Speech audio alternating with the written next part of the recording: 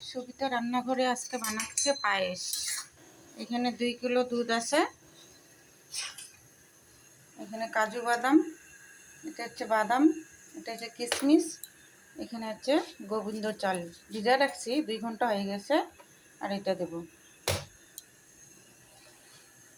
দুধটা ফুটাই গেছে, এখন চাল এটা দেব।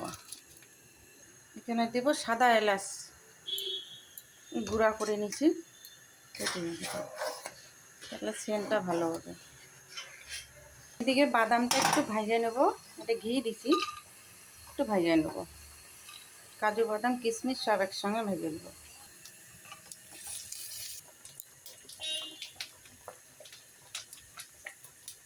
পায়েসটা হয়ে গেছে, এখন এটা দেবো বাদামটা।